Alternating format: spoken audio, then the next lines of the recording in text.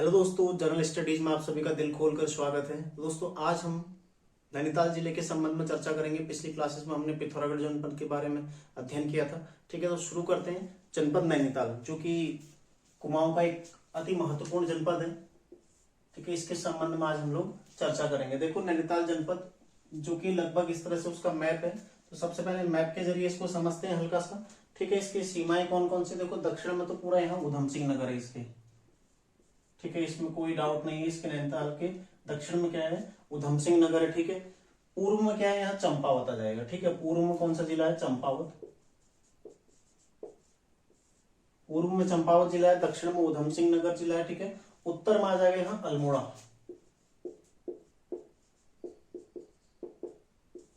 अल्मोड़ा, और इधर आ जाएगा पौड़ी। हल्का सा पौड़ी भी टच होता है यहाँ पर। ठीक है, पौड़ी।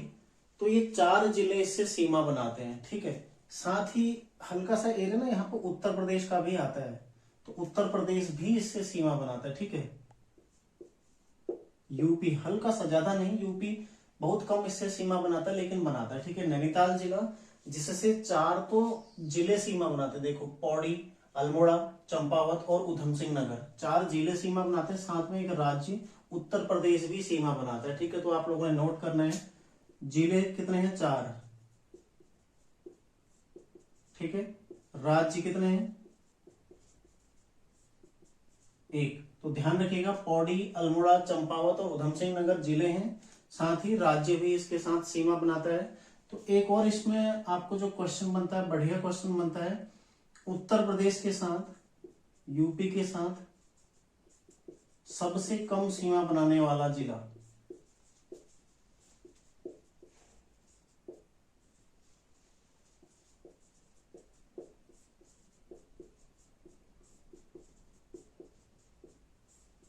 कौन सा है, नैनीताल है। उत्तर प्रदेश के साथ सबसे कम सीमा रखने वाला जिला कौन सा, नैनीताल। सर्वाधिक सीमा किसकी है, उधम सिंह नगर के। ठीक है, सबसे कम कौन रखता है, नैनीताल रखता है। तो ये क्वेश्चन भी पूछा जा सकता है। ठीक है, इस तरह के क्वेश्चन किताबों में दिए नहीं रहते हैं, आपको स्वयं से उन्हें निकालना पड़ता है। ठीक है, तो इस तरह के क्वेश्चन कभी कभी पूछे जाते हैं। नैनीताल जो कि एक अति संपन्न जिला मैं कहूंगा, वनों की दृष्टि से भी। ठीक है, खनिज संसाधनों की दृष्टि से, कृषि की दृष्टि से, हर क्षेत्र में। ठीक है, तो उसके बारे में हम गहनता से अध्ययन करेंगे। काफी बड़ा जिला है और काफी सारी चीजें यहाँ पर आपको देखने को मिलेंगी। ठीक है, नैनीताल स्थापना कब होती, देखो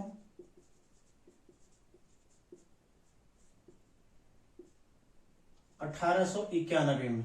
ठीक है, कुमाऊं जनपद से, इसको कुमाऊं जनपद को दो भागों में बांट दिया जाता है 1891 में, अल्मोड़ा और नैनीताल। ठीक है, तो 1891 में इसकी स्थापना हो जाती है। और इसका क्षेत्रफल कितना है, 4251 वर्ग किलोमीटर। 4251 वर्ग किलोमीटर। ठीक है, इसका क्षेत्रफल हो गया और इसकी स्थापना होगी। स्थापना 1891, अल्मोड़ा के साथ में। कुमाऊं जनपद को दो भागों में, ठीक है, नैनीताल जनपद और अल्मोड़ा जनपद, दो भागों में बांटा जाता है। और इसका क्षेत्रफल कितना है, 4251 किलोमीटर। ठीक है, तो एक पॉइंट और याद कर लीजिएगा इसमें, क्षेत्रफल की दृष्टि से ही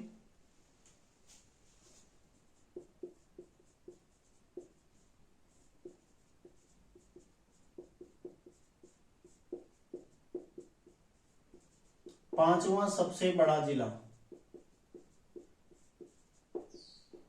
5वां सबसे बड़ा जिला। ठीक है, तो इस फैक्ट को भी याद कर लीजिएगा। तो ये कभी ऐसे ऐसे फैक्ट पूछे जाते हैं। ठीक है, ये कभी पूछ लिए जाते हैं इस तरह के फैक्ट कि प्रथम 5 जिले कौन कौन से। तो प्रथम 5 कौन कौन से, देखो, उत्तरकाशी पहले नंबर पर है, चमोली दूसरे नंबर पर है, पिथौरागढ़ तीसरे नंबर पर, पौड़ी गढ़वाल चौथे नंबर पर, पांचवें नंबर पर कौन है, नैनीताल। ठीक है, तो ये आपने ध्यान रखना है। नैनीताल जिला, इसका क्षेत्रफल कितना है, 4251 किलोमीटर स्क्वायर। ठीक है, स्थापना कब होती है, 1891 में। कुमाऊं जनपद को दो भागों में बांट दिया जाता है। ठीक है, क्षेत्रफल की दृष्टि से 5वां सबसे बड़ा जिला है। प्रथम 4 कौन कौन से हैं, उत्तरकाशी, चमोली, पिथौरागढ़, पौड़ी, और 5वां कौन सा है, नैनीताल। ठीक है, 4 जिले इससे सीमा बनाते हैं, एक राज्य इससे सीमा बनाता है। और उत्तर प्रदेश के साथ सबसे कम सीमा साझा कौन करता है, नैनीताल। सर्वाधिक सीमा कौन करेगा, उधम सिंह नगर। ये भी आपने ध्यान रखना है। ठीक है, अब इसके थोड़े जनसंख्या के आंकड़े देख लेते हैं।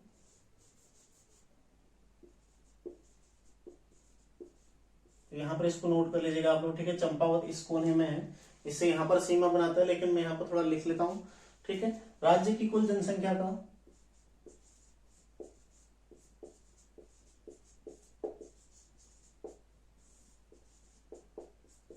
9.46% नैनीताल में निवास करते हैं। ठीक है, राज्य की कुल जनसंख्या का 9.46% जनसंख्या निवास करती है। और राज्य में जनसंख्या में इसका स्थान कौन सा है?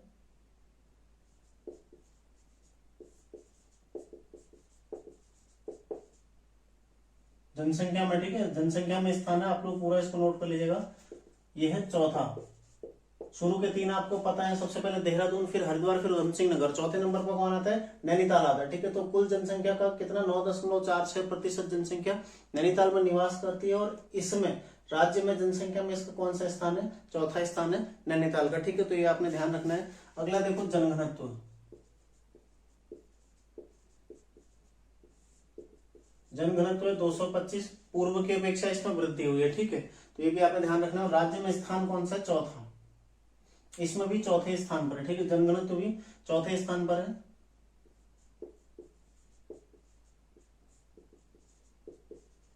ये आपने ध्यान रखना है। ठीक है, अगला है लिंगानुपात।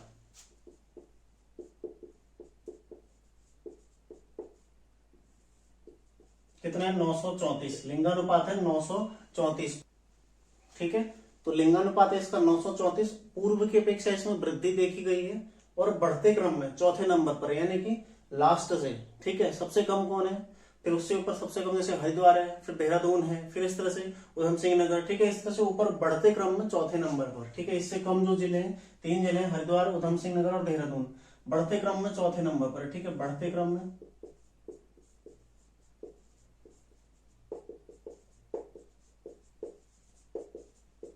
चौथा स्थान। ठीक है, लिंगानुपात में 934 लिंगानुपात है। और शिशु लिंगानुपात की यदि बात करें तो यहां पर 902।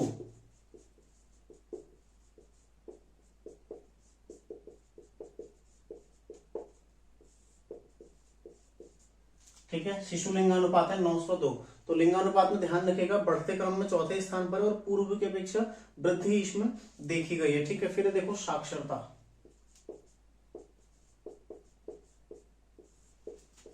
कितना है? 83.88%। ठीक है, साक्षरता है।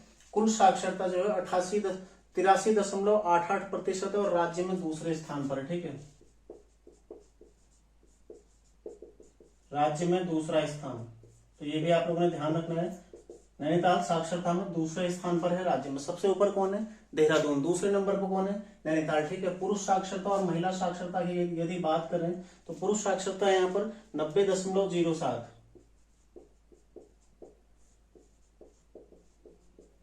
और महिला साक्षरता है 77.29%। ठीक है, ध्यान रखिएगा, पुरुष साक्षरता है 90.07 और महिला साक्षरता है 77.29%। और राज्य में स्थान कौन सा है? दूसरा स्थान है। ठीक है, महिला साक्षरता में स्थान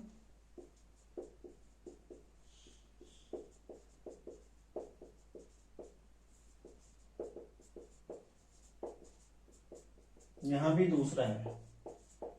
ठीक है, ये भी आपने ध्यान रखना है, महिला साक्षरता में भी इसका दूसरा स्थान। देखो अगला है नगरीय जनसंख्या प्रतिशत।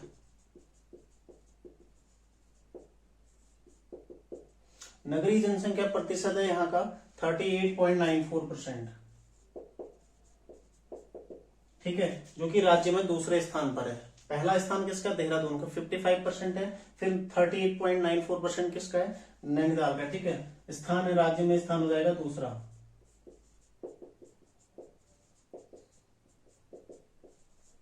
परसेंटेज की बात हो रही है यहाँ पर। ठीक है, नगरीय जनसंख्या प्रतिशत है 38.94, राज्य में दूसरे स्थान पर है। ठीक है, ऊपर से दूसरे घटते क्रम में दूसरे स्थान पर है। ठीक है, वहीं ग्रामीण जनसंख्या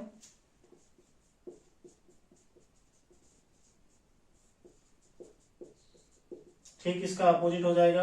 प्रतिशत बराबर कितना हो जाएगा? 61.06%। ठीक है, बढ़ते क्रम में दूसरा स्थान।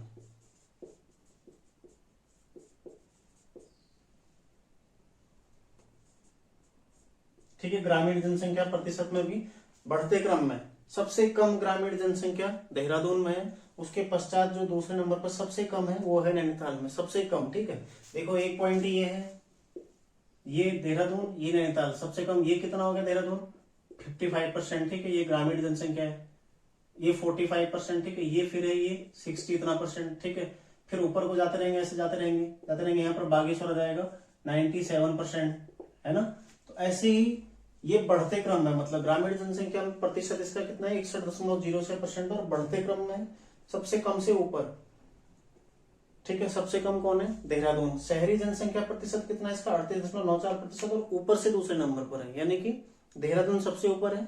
सबसे ज्यादा सर्वाधिक जो शहरी जनसंख्या कहाँ है देहरादून में, दूसरे नंबर पर कौन आता है नैनीताल। आप लोगों ने ध्यान रखना है। ठीक है, तो दोनों पॉइंट आपको क्लियर हो गया होगा। ठीक है, तो आप लोग इतना कर लीजिए। देखो कुल जनसंख्या का 9.46% जनसंख्या नैनीताल जिले में निवास करती है। उसका जनसंख्या में स्थान कौन सा है, चौथा स्थान है। ठीक है, जनघनत्व तो देखो 225, और इसमें भी चौथा स्थान है। सबसे ऊपर कौन है हरिद्वार। हरिद्वार के पश्चात कौन आता है उधम सिंह नगर।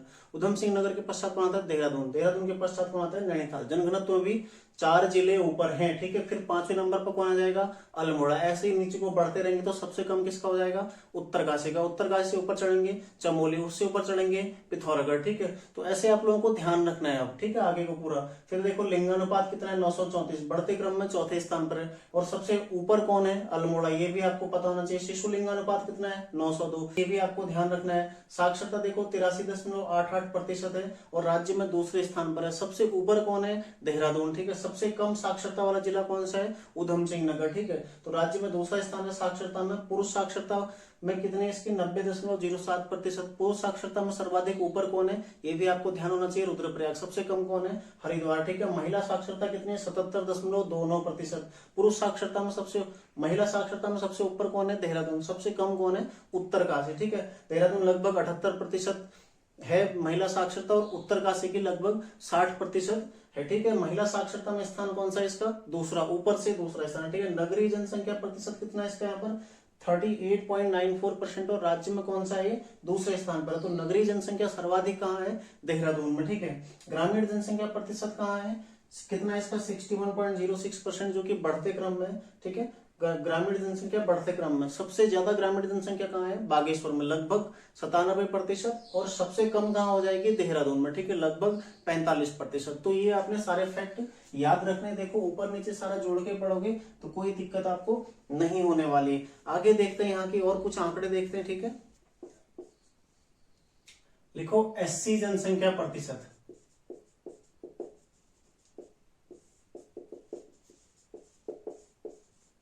20.03%। जिले की कुल जनसंख्या, नैनीताल जिले की जितनी जनसंख्या है उसका 20% जनसंख्या वहां पर एससी निवास करते हैं। ठीक है, और इसमें सर्वाधिक 80% में चौथे स्थान पर नैनीताल आता है। तो उतना याद करने की उसको आवश्यकता नहीं है। कुल जनसंख्या का जिले की, ठीक है, यहाँ पर राज्य की बात नहीं हो रही है, जिले की कुल जनसंख्या का 20.03% वहां पर एससी निवास करते हैं। ठीक है, तो ये आप लोगों ने फैक्ट याद रखना है। एससी साक्षरता कितनी है 81.2।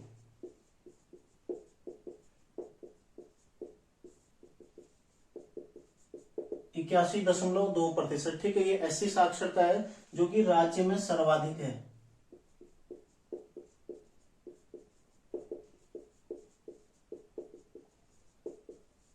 और ये क्वेश्चन बन चुका है, ये क्वेश्चन बन चुका है पहले। ठीक है, महिला साक्षरता में भी नैनीताल पहले स्थान पर है।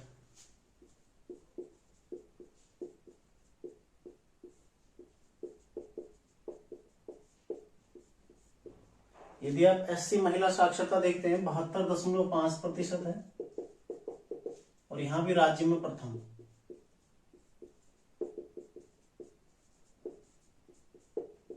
ठीक है, तो ये भी राज्य में प्रथम है, तो ये आप लोगों को पता होना चाहिए। एससी महिला साक्षरता में भी नैनीताल पहले स्थान पर है। ठीक है, तो एसटी में बाकी कोई आंकड़ा है नहीं इतना खास, तो उन्हें याद करने की आवश्यकता नहीं है। देखो एससी जनसंख्या, कुल जिले की जनसंख्या 20.03% है। ठीक है, एससी साक्षरता 81.2, जो कि राज्य में सर्वाधिक है। सर्वाधिक एससी साक्षरता नैनीताल, सबसे कम एससी साक्षरता हरिद्वार। ठीक है, सर्वाधिक एससी पुरुष साक्षरता कहाँ है रुद्रप्रयाग में। अब देखते हैं, देखो तहसीलें।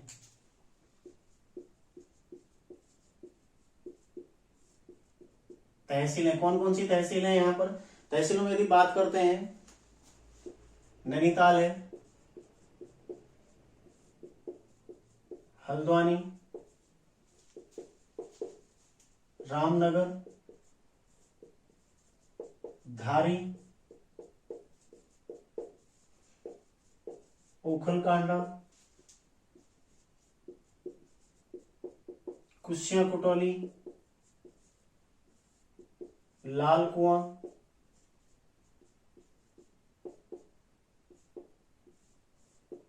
बेताल घाट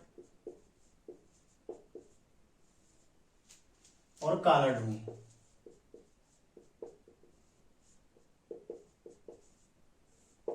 ठीक है, तहसीलें याद रखिएगा। कुल तहसीलें कितनी? 9 तहसीलें हैं। कौन कौन सी? नैनीताल, हल्द्वानी, रामनगर, धारी, ओखलकांडा, कुशिया कुटौली, लाल कुआं, बेताल घाट और काला ढूंगी। ठीक है, 9 तहसीलें। देखो अब देखते हैं कि ब्लॉक कितने हैं यहाँ पर। ब्लॉक 8 ब्लॉक हैं, जिसमें सबसे पहले नैनीताल, धारी, ओखलकांडा, ठीक है, फिर है देखो भीमताल, अगला है रामनगर, बेताल घाट, ठीक है, फिर कौन सा है? कोटाबाग और रामगढ़। तो ये यहाँ के ब्लॉक हैं। देखो नैनीताल, धारी, ओखलकांडा, भीमताल, रामनगर, बेताल घाट, कोटाबाग और रामगढ़। ठीक है, तो ये 8 ब्लॉक हैं और 9 तहसीलें। ये आपने ध्यान रखना, 8 ब्लॉक और 9 तहसीलें। यदि आप विधानसभा की बात करते हो,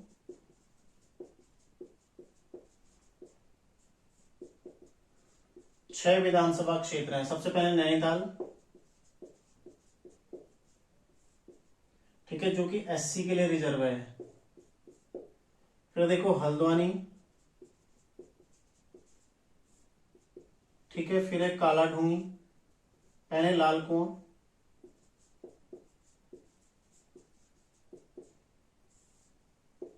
भीमताल, ठीक है, ध्यान रखिएगा भीमताल, फिर है काला ढूंगी,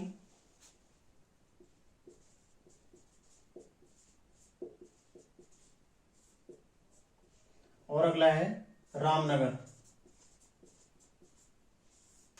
देखो नैनीताल से कौन है? सरिता आर्य,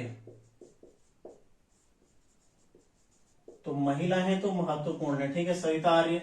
हल्द्वानी से कौन है? सुमित हृदयेश,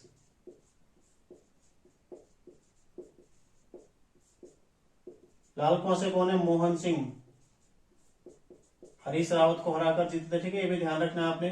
भीमताल से कौन है? राम सिंह कैड़ा, राम सिंह कैड़ा जी। ठीक है, काला ढूंगी से कौन है? वंशीधर भगत,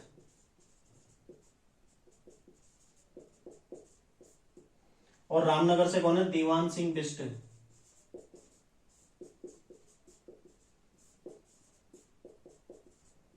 ठीक है, सारी चीजें आपको पता होनी चाहिए। देखो विधानसभा कितनी है? 6 विधानसभा सीटें नैनीताल में। ठीक है, नैनीताल, स्वयं नैनीताल एक विधानसभा सीट है जो कि एससी के लिए रिजर्व है। ठीक है, रिजर्व है तो महत्वपूर्ण सीट बन जाती है, और यहाँ पर महिला है अभी, तो इसलिए दुगनी महत्वपूर्ण हो जाती है। ठीक है, फिर देखो हल्द्वानी कौन है? सुमित हृदयेश। फिर कौन है? लाल कुआं से मोहन सिंह। लाल कुआं पूछी जा सकती है क्योंकि इन्होंने हरीश रावत को हराकर यहाँ पर विधानसभा सदस्य बने। ठीक है, फिर भीमताल राम सिंह कैड़ा। ठीक है, काला ढूंगी जो कि बंशीधर भगत है वहां पर, और रामनगर से कौन है? दीवान सिंह बिष्ट। तो ये सारे आपको याद रखने हैं फैक्ट। ठीक है, तहसीलें हैं 9, देखो ब्लॉक हैं 8, विधानसभा हैं 6, और लोकसभा क्षेत्र कौन सा आता है यहाँ पर? नैनीताल लोकसभा क्षेत्र ही यहाँ पर आता है। ठीक है, तो वो तो आपको मैं बताता हूँ उसमें कौन कौन सी सीटें आती है। ठीक है, उससे पहले हम देख लेते हैं नगर निकाय।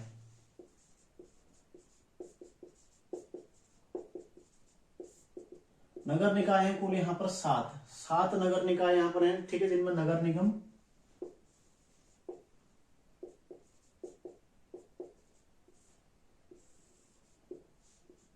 पालिका, नगर पालिका और पंचायत, नगर पंचायत। ठीक है, नगर निगम है देखो यहाँ पर हल्द्वानी, हल्द्वानी नगर निगम में, ठीक है। देखो नगर पालिका है 3, सबसे पहले नैनीताल, फिर रामनगर और भवाली। नगर पंचायत में लाल कुआं, भीमताल और काला ढूंगी,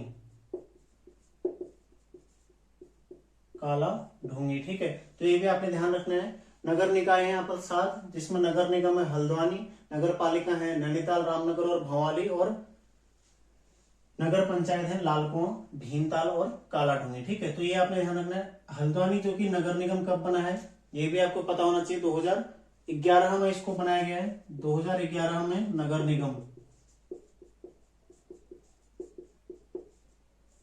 जो कि प्लस इसमें काठ गोदाम भी है, ठीक है। प्लस काठ गोदाम संयुक्त रूप से नगर निगम है। इसी की विशेषता यदि है कुमाऊं का सबसे बड़ा शहर, कुमाऊं का सबसे बड़ा नगर प्लस राज्य का तीसरा सबसे बड़ा नगर।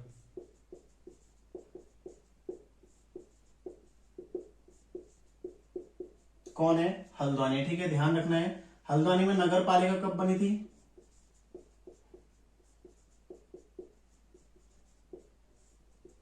1942 में, ठीक है। 1942 में हल्द्वानी नगर पालिका बनी थी, जिसे 2011 में उच्चीकृत करके नगर निगम बना दिया गया, ठीक है। कुमाऊं का सबसे बड़ा नगर है और राज्य का तीसरा सबसे बड़ा नगर है, ये भी आपको ध्यान रखना है। इसके अलावा रामनगर, भवाली, लाल कुआं, भीमताल और काला ढूंगी ये भी है, ठीक है। नैनीताल देख लेते हैं हल्का सा। नैनीताल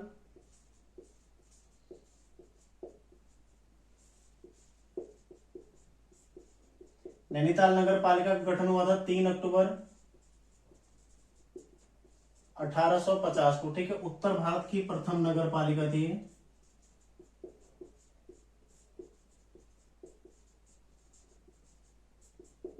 उत्तर भारत की प्रथम, ठीक है। फिर दूसरी शिमला बनी थी। तो उत्तर भारत की पहली नगर पालिका कौन सी है? नैनीताल नगर पालिका। इसकी स्थापना कब हुई थी? 3 अक्टूबर 1850। तो राज्य की पहली नगर पालिका कौन हो जाएगी? नैनीताल नगर पालिका, ठीक है। तो ये आप लोगों ने ध्यान रखना है, बढ़िया फैक्ट है एकदम, ठीक है। तो इसको आप लोग ध्यान रखिएगा। अगला देखते हैं यहां पर लोकसभा क्षेत्र।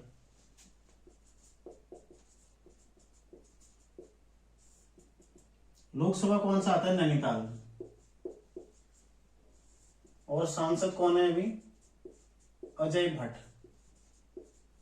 यहां से सांसद हैं अभी कौन? अजय भट्ट जी सांसद है, ठीक है। लोकसभा नैनीताल में आता है। इसमें जो सीटें आती हैं, सीटों का बंटवारा देखो, उधम सिंह नगर की 9 सीटें प्लस नैनीताल की 5 सीटें, टोटल 14 सीटें, ठीक है। तो 5 यहाँ पर कुल लोकसभा की सीटें हैं राज्य में, उसमें प्रत्येक सीट में 14 विधानसभा सीटों को बांटा गया है, ठीक है।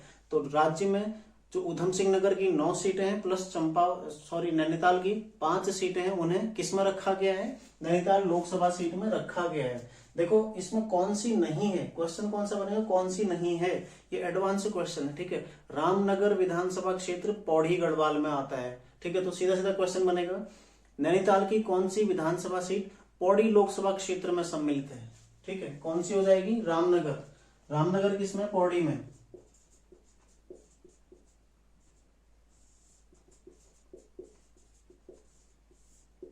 रामनगर है पौड़ी में, ठीक है। ये आपने ध्यान रखना है, ये बहुत ही यूनिक क्वेश्चन है, ठीक है। ये बहुत अच्छा और यूनिक क्वेश्चन है, आप लोगों ने इसको ध्यान रखना है। रामनगर कहाँ है? पौड़ी में है, ठीक है। मतलब स्थान नैनीताल में पड़ता है, विधानसभा नैनीताल में आती है, लेकिन पौड़ी लोकसभा में आता है। पूरा लिख लेते हैं इसको, ठीक है। पौड़ी लोकसभा, कंफ्यूज नहीं होना बिल्कुल भी आपने, रामनगर पौड़ी लोकसभा में आता है। तो ये यहां पर कट रहा है, इसको मैं यहां पर लिख रहा हूं, ठीक है। रामनगर किस में आता है?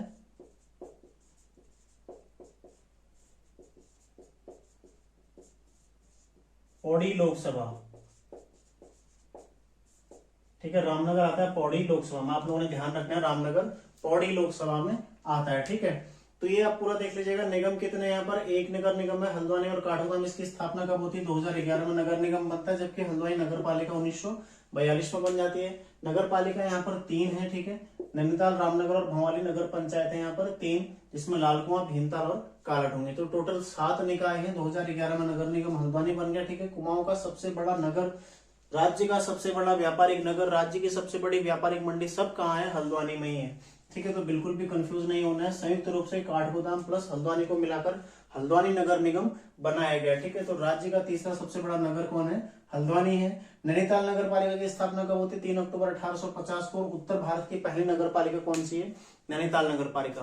तो नैनीताल में कुल 6 विधानसभा सीटें हैं, ठीक है, जिसमें से 5 सीटें नैनीताल लोकसभा में आती प्लस 1 सीट जो रामनगर की विधानसभा सीट है वो पौड़ी के लोकसभा क्षेत्र में आती है, ठीक है। तो क्वेश्चन बनेगा कि रामनगर विधानसभा सीट किस लोकसभा क्षेत्र के अंतर्गत आती है? पौड़ी। या क्वेश्चन बनेगा नैनीताल की कौन सी विधानसभा सीट पौड़ी लोकसभा क्षेत्र में सम्मिलित है, ठीक है। तो कौन सी हो जाएगी? रामनगर। तो बिल्कुल भी कंफ्यूज नहीं होना है, 1 नंबर आपका पूरा उसमें कटना नहीं चाहिए। तो इसको यहां से आप लोग नोट कर लीजिएगा, ठीक है। आगे देखते हैं यहाँ की अन्य जानकारियां। अब चर्चा करते हैं नैनीताल जनपद के प्रमुख स्थानों के बारे में, जिसमें सबसे पहले कौन सा है? नैनीताल, जो कि प्रॉपर नैनीताल स्थान है, ठीक है। देखो यहाँ पर जो मुख्य फोकस रहेगा, यहाँ पर संस्थान जो भी है ना वो लास्ट में हम कवर करेंगे, जैसे प्रत्येक जनपद में करते आए हैं। यहाँ पर हम उसके संबंध में कोई भी चर्चा नहीं करेंगे, ठीक है। कि यहाँ पर हाईकोर्ट है, राजभवन है, कुछ भी हम अभी नहीं देखेंगे, उन्हें लास्ट में हम चर्चा करेंगे, ठीक है। तो यहाँ पर हम जो शुरुआत कर रहे हैं उसमें केवल ये देख रहे हैं नैनीताल क्या इसकी परिस्थिति है, कहाँ पर है, कितने में बसा हुआ, ठीक है। ये सारी से उपनाम देखो इसके क्या क्या है? सरोवर नगरी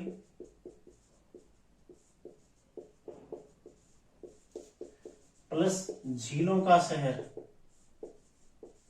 झीलों की नगरी, ठीक है। झीलों की नगरी या झीलों का शहर किसे कहा जाता है? यहाँ पर नैनीताल को कहा जाता है, ठीक है। ये भी आपने ध्यान रखना है। समुद्र तल से ऊंचाई कितनी है इसकी? समुद्र तल से ऊंचाई हो जाएगी इसकी 1938 मीटर, 1938 मीटर इसकी हाइट है, ठीक है। ये पूछा जा सकता है क्योंकि नैनीताल एक महत्वपूर्ण पर्यटन स्थल है उत्तराखंड का, ठीक है। समुद्र तल से ऊंचाई कितनी है इसकी? 1938 मीटर। सरोवर नगरी और झीलों की नगरी इसको कहा जाता है। नैनीताल झील आपने देखी होगी ना, इस तरह की है, इस तरह से लगती है, हल्की दूर से देखने में। यदि आप कभी फोटो वगैरह देखना गूगल से निकाल के, तो इस तरह से लगती है, ठीक है। तो नयन के आकार की, एक आंख के समान ये प्रतीत होती है, इसलिए इसको नैनीताल, ठीक है, इसी नैनी झील कहा जाता है, ठीक है। यहाँ पर नैना देवी मंदिर भी है, तो ये भी आप लोग ध्यान रखिएगा। नैना देवी मंदिर है, यहाँ पर नैना देवी मंदिर है, ठीक है। उसके बारे में अभी हम चर्चा करेंगे। नैनीताल के जस्ट किनारे में नैना देवी मंदिर भी है, ठीक है। तो इस तरह की ये झील प्रतीत होती है दूर से। ऊपर से देखो, यहाँ पूरा पहाड़ियों से घिरा हुआ है, ठीक है। तो पहाड़ियों से यहाँ पर पूरा चारों ओर से घिरा हुआ है। तो इन पहाड़ियों में सप्तभृंग पहाड़ियां इनको कहा जाता है, ठीक है। ये जो पहाड़ियां हैं इनको क्या कहा जाता है? सप्तभृंग पहाड़ियां, सप्तभृंग पहाड़ियां, ठीक है। जिनमें कौन कौन से पहाड़ हैं? आयरपात, देवपात, हाड़ी गदी, ठीक है, शेर का डांडा, चाइना पीक, स्नो व्यू पहाड़ी, ठीक है। और एक और पहाड़ी कौन सी है? आलमसरिया कांटा,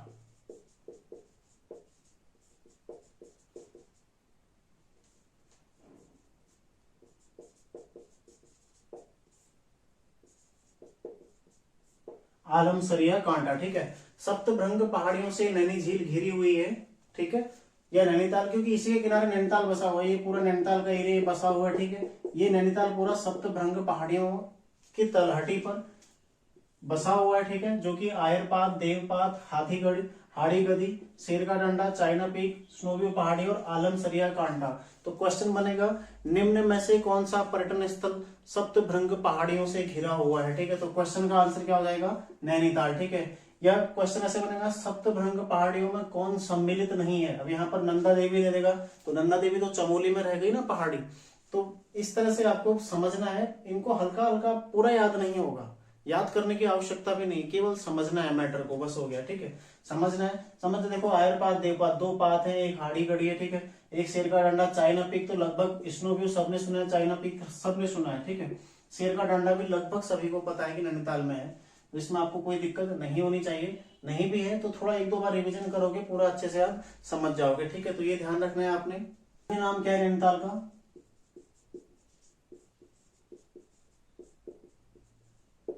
छह खाता। ठीक है, कई सारी झीलें हैं यहाँ पर। ठीक है, जिसकी वजह से इसको छह खाता भी प्राचीन काल में पूर्व में कहा जाता। और खोज किसने करी थी?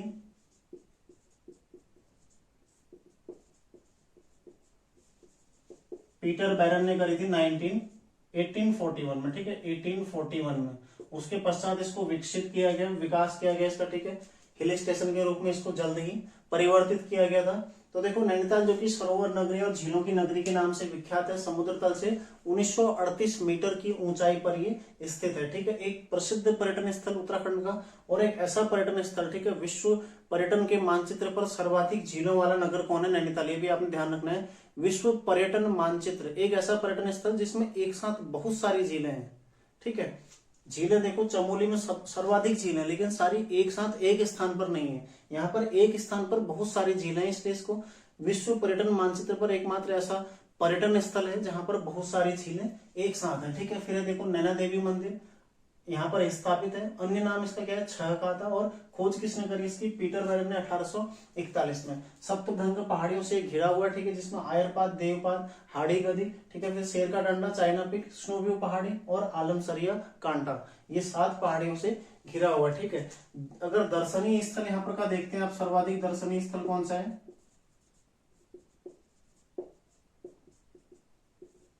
इसमें नैना देवी मंदिर,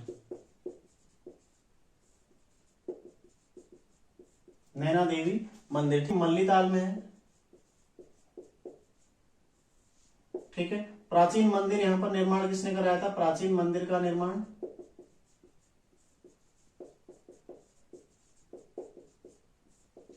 प्राचीन मंदिर का निर्माण कराया था मोतीराम शाह जी के द्वारा।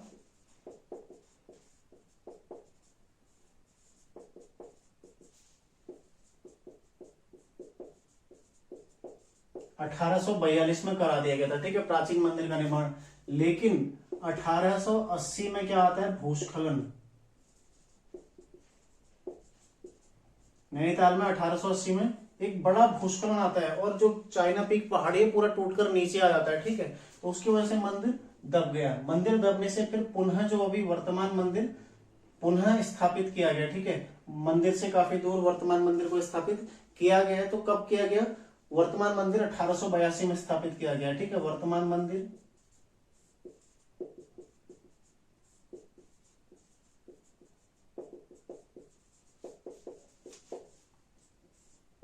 ठीक है, तो भूस्खलन की दृष्टि से नैनीताल अति संवेदनशील है, लगातार चर्चाओं में बने रहता है। ठीक है, बरसात के मौसम में भी आपने देखा होगा कि लगातार भूस्खलन संबंधी समस्याएं वहां पर आती रही हैं। ठीक है, तो वर्तमान मंदिर जो कि 1882 में स्थापित किया गया, उससे पहले प्राचीन मंदिर था, वो 1842 में मोतीराम शाह के द्वारा स्थापित किया गया था। और 1880 में भूस्खलन की वजह से ये मंदिर दब गया, इसलिए फिर 1880 के पश्चात 2 वर्ष पश्चात 1882 में वर्तमान मंदिर स्थापित किया गया। इसी झील के किनारे एक पाषाणशिला मंदिर भी है। ठीक है, पाषाणशिला मंदिर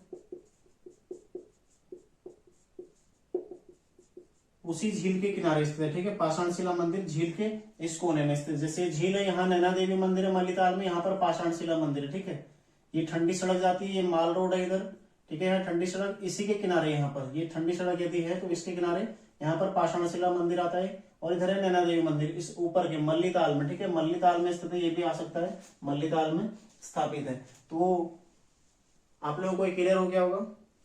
तो नैनीताल जनपद में आज इतना ही करते हैं, अगली क्लास में हम इससे आगे नैनीताल जनपद को बढ़ाएंगे। ठीक है, तो बहुत अच्छे से आप लोग बिल्कुल मन लगा के पढ़िए, आप लोगों को कोई भी दिक्कत नहीं आने वाली है। फॉरेस्ट गार्ड जो लोग तैयारी कर रहे हैं, फॉरेस्ट गार्ड पटवारी, अभी 2 महीने का समय है आपके पास। ठीक है, 2 महीने बहुत अच्छे से पढ़ाई करिए, तो काफी कुछ आप बदल सकते हैं 2 महीने में, ठीक है। 2 महीने आप फ्री हैं, बैठे हुए हैं, तो बहुत ज्यादा आप पढ़ाई और बहुत अच्छी पढ़ाई आप कर सकते हैं। ज्यादा से ज्यादा रिवीजन कीजिए, फोकस कीजिए, पॉइंट टू पॉइंट पढ़ने का प्रयास कीजिए, ठीक है। सिलेबस देखो, सिलेबस के अकॉर्डिंग पॉइंट टू पॉइंट पढ़ो। बाकी मेरे द्वारा भी आपको बीच बीच में गाइड किया जाता रहा है, ठीक है।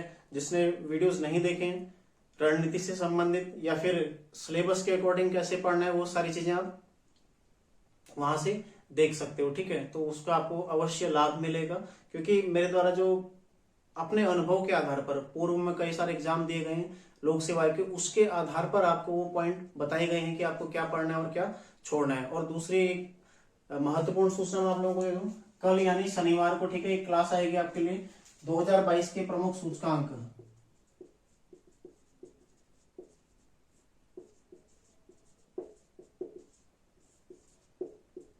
ठीक है। मैं भारत की रैंक 2022 के प्रमुख सूचकांक कौन जारी करता है, महत्वपूर्ण 2-3 पूछ जाते हैं जिनका कौन जारी करता है, बाकी सीधा सीधा भारत की रैंक पूछता है कि मानव विकास सूचकांक में कितनी रैंक है, दूसरे सूचकांक में प्रेस स्वतंत्रता में कितनी है, शांति में कितनी है, प्रसन्नता में कितने, ठीक है। ये सारे सूचकांक पूछे जाते हैं लगातार, तो इन पर मैं आपको कल क्लास देने वाला हूं, तो आप लोग बिल्कुल तैयार रहिए, ठीक है, रेडी रहिएगा।